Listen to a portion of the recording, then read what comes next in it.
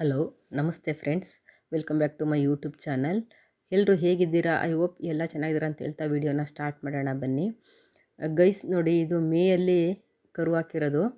ಇದು ಒಂಟಿ ಕೊಂಬು ಮೇಯಲ್ಲಿ ಹೆಣ್ಣು ಕರುನ ಹಾಕಿದೆ. ಇವಾಗ ಅದು 1.5 ತಿಂಗಳು 1.25 ತಿಂಗಳು ಕರುಗಳನ್ನ ಹಿಂಗೆ ಹೆಣ್ಣು ಕರುಗಳನ್ನ ಒಂದು 4 ಒಟ್ಟಿಗೆ ನಾವು ತಗೊಂಡು ಬಿಟ್ಕೊತೀವಿ. ಇಲ್ಲ ನಮ್ಮ ಮನೇಲಿ ಹಾಕಿರೋ ಕರುಗಳಾದ್ರೂ ಸರಿ, ಅಥವಾ ನಾವು ನಮ್ಮ ಮನೇಲಿ ಗಂಡು ಕರು ಹಾಕ್ತು ಹೆಣ್ಣು ಕರು ಹಾಕಿಲ್ಲ ಅಂತ ಹೇಳಿದ್ರೆ ನಾವು ದುಡ್ಡು ಕೊಟ್ಟು ಕರುಗಳನ್ನ ತೊಗೊಬಂದು ಬಿಟ್ಕೊತೀವಿ. ಒಟ್ಟೊಟ್ಟಿಗೆ ಒಂದು 4 ತೊಗೊಬಂದಾಗ 4 ಒಟ್ಟಿಗೆ 1 ವರ್ಷಕ್ಕೆ ಅದು ಈಟಿಗೆ ಬರ್ತವೆ ಒಂದೇ ಸಮ.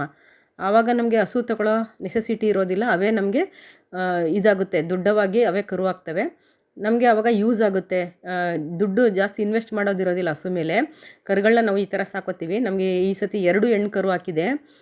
ವೈಟಿನೂ ಹೆಣ್ಣು ಕರು ಹಾಕಿದೆ ಮತ್ತು ಒಂಟಿ ಕೊಂಬುನೂ ಹೆಣ್ಣು ಕರು ಹಾಕಿದೆ. ಗೈಸ್, ಕರುಗಳನ್ನ ಕರು ಹುಟ್ಟಿದಾಗ ಅದಕ್ಕೆ ಹಾಲು ಮುಖ್ಯ. ಅದಕ್ಕೆ ಗಿಣ್ಣಾಲು ಕುಡಿಸ್ಬೇಕು.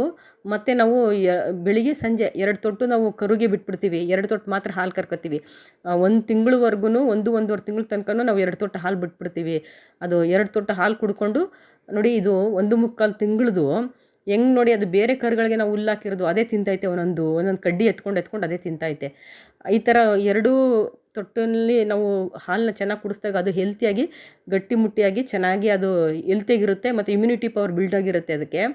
ನೋಡಿ ಗೈಸ್, ಮತ್ತು ಕರುಗಳು ಹುಟ್ಟಿದಾಗ ಅದನ್ನು ತುಂಬ ಕೇರಾಗಿ ನೋಡ್ಕೊಬೇಕು.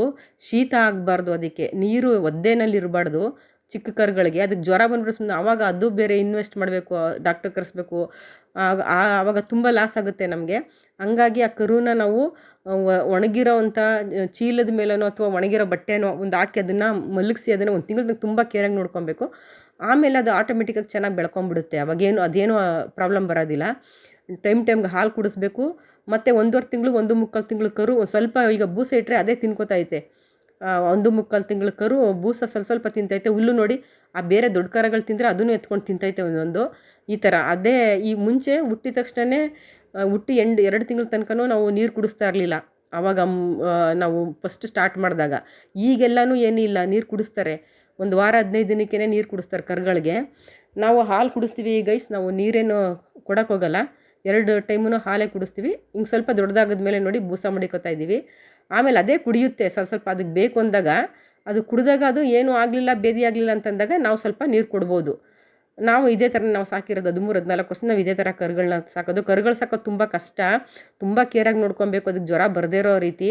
ಮತ್ತು ಜಂತುಳಿದು ಮಾತ್ರೆ ಹಾಕಬೇಕು.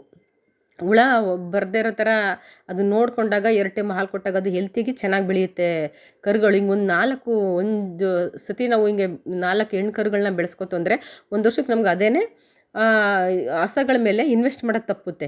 ನಮ್ಗೆ ನಾವೇ ಸಾಕಿರ್ತೀವಿ, ಚೆನ್ನಾಗಿ ಅದು ಹೆಲ್ತಿಯಾಗಿ ಚೆನ್ನಾಗಿರುತ್ತೆ. ನಮ್ಮ ಮನೆಗೆ 4 ಹಸುಗಳಾಗ್ತವೆ. ಕರುಗಳನ್ನ ಸಾಕೋದು ತುಂಬ ಕಷ್ಟ ಗೈಸ್.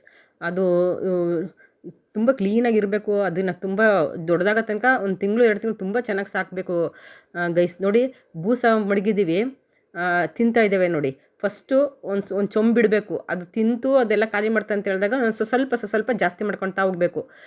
ಇವೆಲ್ಲ ನೋಡಿ, ಇವೆಲ್ಲ ಇದು ದುಡ್ಡು ಕೊಟ್ಟು ತಂದಿರೋದು. ಇದು ನಮ್ಮ ಮನೇಲಿ ಹುಟ್ಟಿರೋದಲ್ಲ, ತಿಂತೈತೆ ನೋಡಿ. ಇದು ನೋಡಿ, ಇದು ಮೇನಲ್ಲಿ ಹುಟ್ಟಿರೋದು. ಇದು ಇನ್ನೂ 1.5 ತಿಂಗಳು 1.25 ತಿಂಗಳು ಒಂದು ಚೊಂಬಿಟ್ಟಿದ್ದೀವಿ, ತಿಂತೈತೆ ನೋಡಿ. ಈ ಥರ ಸ್ವಲ್ಪ ಇಟ್ಕೊಳ್ತಾ ಬರಬೇಕು. ಯಾಕಂದರೆ ಆವಾಗ ಅದಕ್ಕೆ ದೊಡ್ಡದಾಯ್ತಾ ಹಾಲು ಸಾಕಾಗಲ್ಲ. ಈಗ ನೋಡಿ, ದೊಡ್ಡದಾಗಿದೆ. ಇದು ಹುಟ್ಟಿದಾಗ ಎಷ್ಟು ತುಂಬ ಸಣ್ಣ ಇತ್ತು. ಅದು ಹಸುಗೆ ವಯಸ್ಸಾಗಿದೆ, ತುಂಬ ಸಣ್ಣ ಇತ್ತು. ನೋಡಿ ಎಷ್ಟು ಚೆನ್ನಾಗಿ ಬೆಳ್ಕೊಂಡಿದೆ. ಇವಾಗ ಹೆಲ್ತಿಯಾಗೂ ಇರುತ್ತೆ. ಈಗ ಕ್ಲೀನಾಗಿ ಕೊಟ್ಟಿಗೆ ಎಲ್ಲ ಒಂದು ಸತಿ ನೀಟಾಗೆಲ್ಲ ತೊಳೆದ್ಬಿಟ್ಟು ಅದಕ್ಕೆ ಚೀಲ ಹಾಸಿ ಕ್ಲೀನಾಗಿ ಸ್ವಲ್ಪ ಹೊತ್ತು ಆಟಾಡೋಕ್ಕೆ ಬಿಡ್ತೀನಿ. ಆಟಾಡೋಕ್ಕೆ ಬಿಟ್ಟಾಗದ್ಮೇಲೆ ನಾನು ಅದನ್ನು ಕಟಾಕ್ತೀನಿ ಗೈಸ್, ಹುಲ್ಲೆಲ್ಲ ಹಾಕ್ಬಿಟ್ಟು. ನೋಡಿ, ಕೊಟ್ಟಿಗೆ ಎಲ್ಲ ಕ್ಲೀನಾಗಿ ತೊಳೆದಿದ್ದೀನಿ. ತೊಳೆದ್ಬಿಟ್ಟು ಸ್ವಲ್ಪ ಹೊತ್ತು ಆಟಾಡಕ್ಕೆ ಬಿಡ್ತೀನಿ. ಯಾಕಂದ್ರೆ ಈಗ ಬೂಸ ತಿಂದವೆ, ಹಾಲು ಕುಡ್ದವೆ. ಸ್ವಲ್ಪ ಹೊತ್ತು ಆಟ ಆಡಿದಾಗ ಅದು ಡೈಜೆಸ್ಟ್ ಆಗುತ್ತೆ. ಮತ್ತು ಹುಲ್ಲು ಹಾಕ್ಬಿಟ್ಟು ಸ್ವಲ್ಪ ತಿಂತವೆ. ಇದು ಸಣ್ಣ ಮರಿಗಳಾದರೆ ಇವು ತಿನ್ನಲ್ಲ.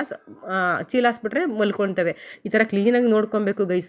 ಕ್ಲೀನಾಗಿ ನೋಡಿಕೊಂಡ್ರೆ ಅವೇನೇ 1 ವರ್ಷಕ್ಕೆ ನಮ್ಗೆ 4 ಹಸಗಳಾಗ್ತವೆ. ಇದೇ ಥರ ನಾವು ಮಾಡೋದು ಗೈಸ್. ಇದನ್ನ ಕರುಗಳನ್ನ ಸಾಕೋದು ನಾವು ಗೈಸ್. ನನ್ನ ವಿಡಿಯೋ ನೋಡಿದ್ದಕ್ಕಾಗಿ ಥ್ಯಾಂಕ್ ಯು. ಸಬ್ಸ್ಕ್ರೈಬ್ ಮಾಡ್ಕೊಳ್ಳಿ, ಲೈಕ್ ಮಾಡಿ, ಶೇರ್ ಮಾಡಿ.